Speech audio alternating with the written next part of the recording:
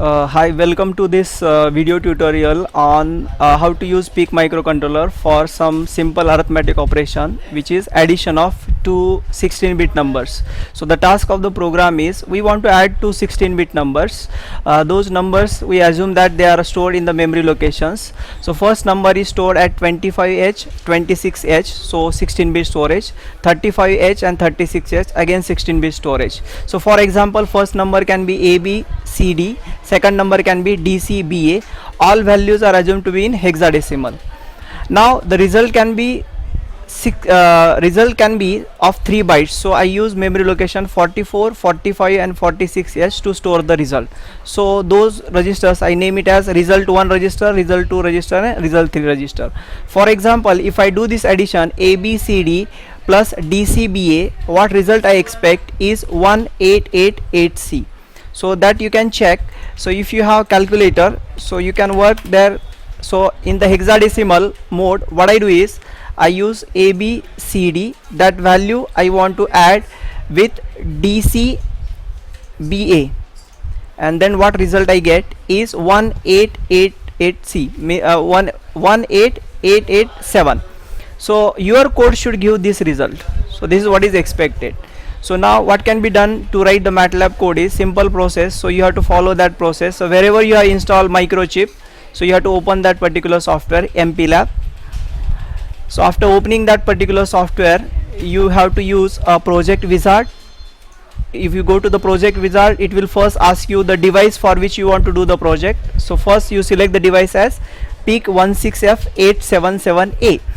Then it will ask you for the tool suite which you want to use. So as we are doing assembly language programming, we will use microchip MPLAB tool suite. So this tool suite we will use. Okay, so this you have to choose first time.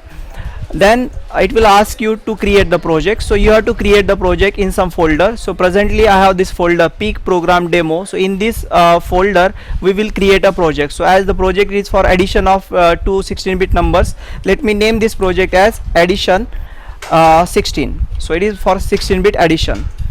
Now next it will ask you whether you want to add some already existing file to the project. So no, we don't want to add any other file. We will be creating our own file.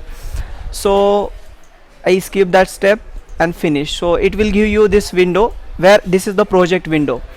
Now what you have to do is you have to write the assembly language code for this. So you can open the editor, and in this editor you can create your own code for writing this. So the code for this, already I have this code. So what I do is I assume that you type this code in this particular editor, so you will get this code ready. Then when the code is ready, you have to save this particular code with the extension .asm. So what I do is I create a file called as addition16.asm. So this is the ASM file I create. So when I save this file with the extension .asm, this is how I find my code. So where the color combinations are used. So this green color is for the comments, so this is for the instructions. Okay, so if you don't type, if you make some mistake in writing instruction itself, so it will not be visible with that color. Like if it is move WF, instead of if I type move W, so that is not a valid instruction. So that is what you can get information from this code.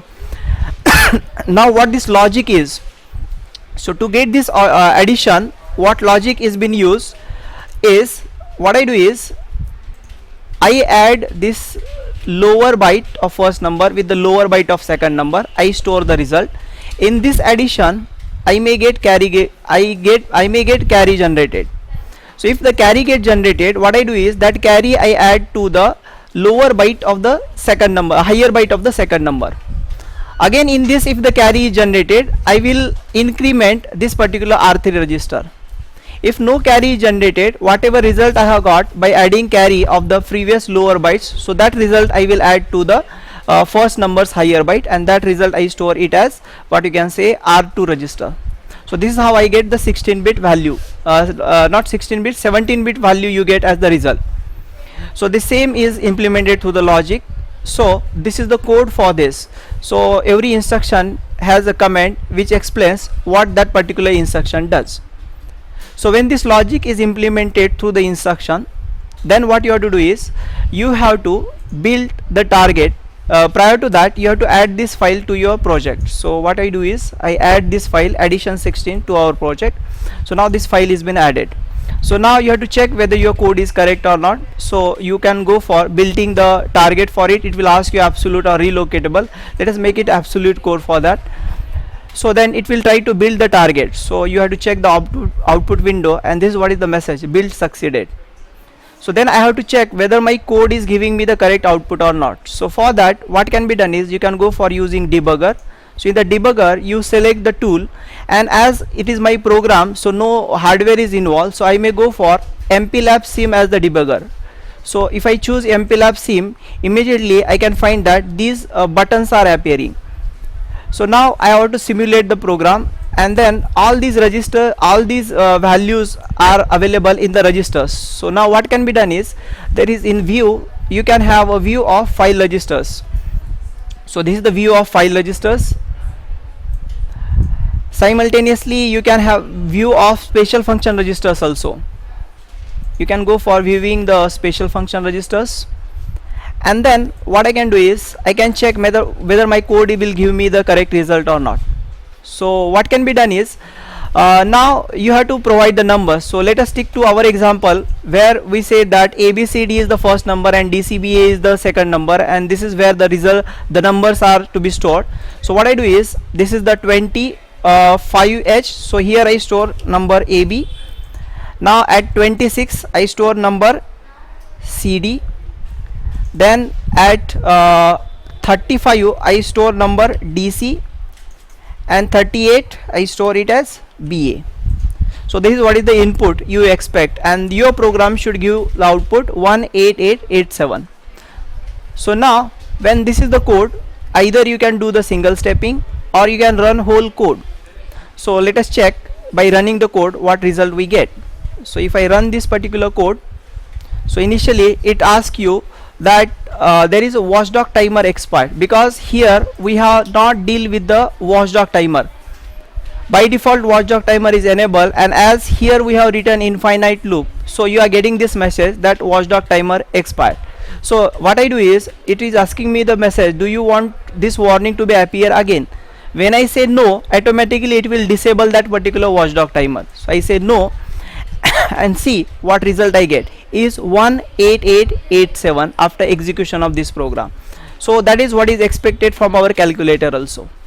Okay, now your program should not be working for a particular value. So let us say take some another values, like if in hex, if I take one number as ABCD, okay, and to that again what I add is ABCD.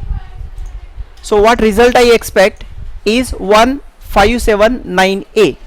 So let us check our code gives that result or not. So first number is ABCD, second number again I make it is ABCD,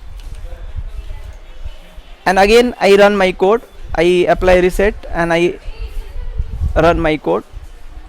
So it is giving me the answer 01579A, and that is what is expected from the calculator also.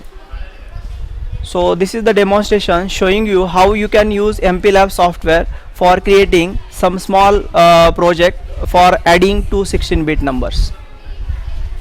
Thank you.